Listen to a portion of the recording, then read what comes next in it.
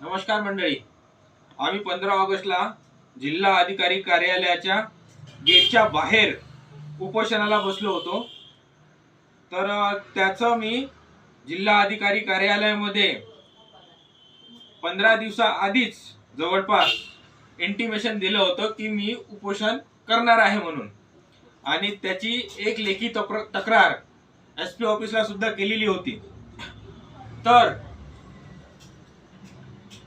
बाहेर बसून असताना माझी मिसेस आणि मी आणि माझ्या भेटीला आलेले दोघ जण एका सिव्हिलवर आलेल्या पोलीस कर्मचाऱ्यांनी जबरन मारहाण केली।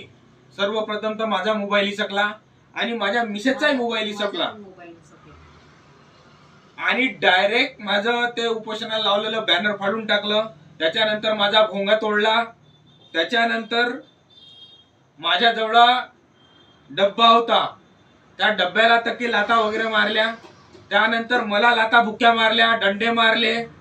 माझ्या सोबत असणारे जे दोघ जण भेटायला आले होते त्यांना सुद्धा डंडे मारले सिव्हिलवर असणाऱ्या पोलीस कर्मचाऱ्यांनी, आणि त्याच्यासोबत 3-4 जण होते त्यांनी सुद्धा मारले आणि माझ्या मिसेसला मारहाण केली।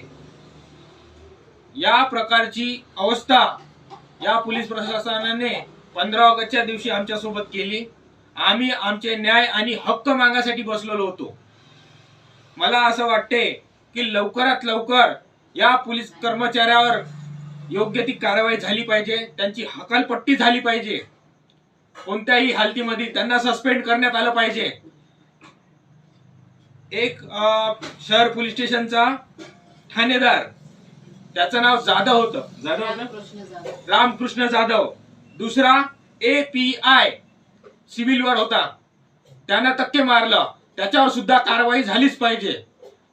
आता तुम्हाला त्यांच्या दोघांचे फोटो पण देतो, आणि त्याच्यासोबत जे दोघ जण होते त्यांची चौकशी या दोघांकडून करावी आणि यांच्यावर योग्य ती कारवाई करावी अशी मी या वरिष्ठ अधिकाऱ्यांना, कर्मचाऱ्यांना, कमिशनर साहेबांना, माननीय देवेंद्र फडणवीस साहेबांना, मोदी साहेबांना हात जोडून नम्र विनंती करतो। धन्यवाद।